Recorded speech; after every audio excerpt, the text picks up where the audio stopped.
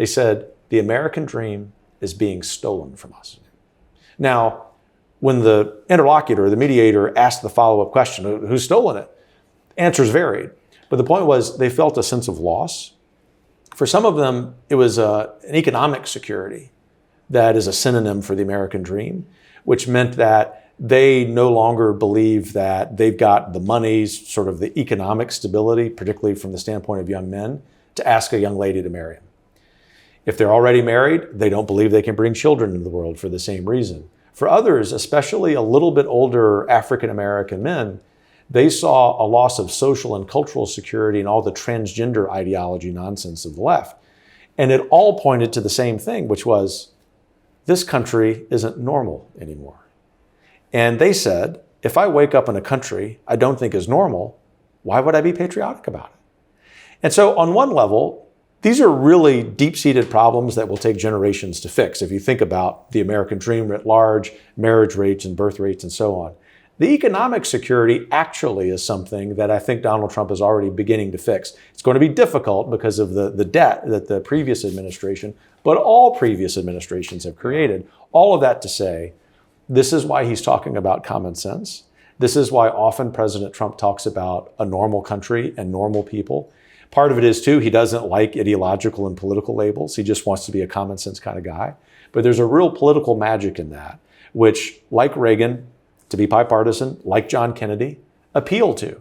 It wasn't just something they said. It wasn't just some political line you could throw away. It was something they really believed, they personified in their own sacrifices for this country. The point is, it's a very bipartisan thing, and I think it's going to be one of his great legacies domestically.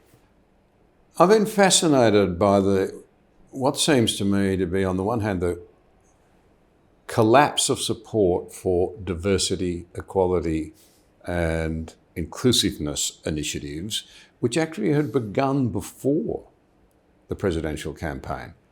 I mean, a couple of very big American companies had said they were dropping it. But President Trump has come in and just said, no more of this.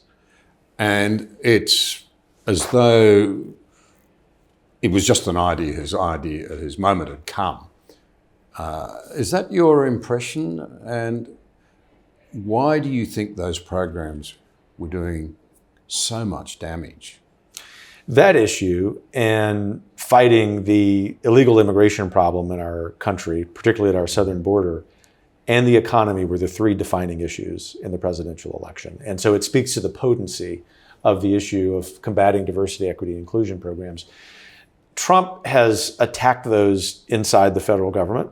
And so that will now, of course, improve the quality of hiring in the federal government. It'll also improve the contracts that the federal government awards to businesses. But where the fight still exists, in other words, where we must still be vigilant, is in a large number of corporate boardrooms.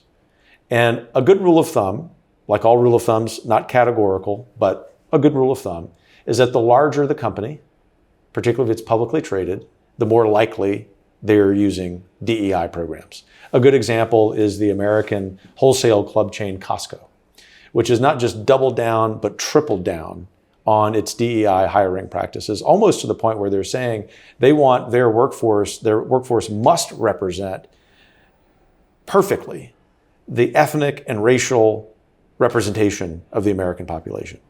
That's just sort of absurd on its face. You might think that if you're going about hiring the right way, that could happen. But the point is, no federal policy is really going to affect that, which is why we at Heritage and some other friends, Vivek Ramaswamy, for example, sort of cut his teeth in policy doing this. My friend James Fishback has just started a great capital fund, Azoria funds, combating this so that we have seats at corporate board tables to be able to say, how about we get back to the concept of merit? And how about we get back to the concept in a for-profit business of making money? And let's assume that because this is the 21st century and we have overcome almost all of this racial nonsense, that we actually can live a virtuous life.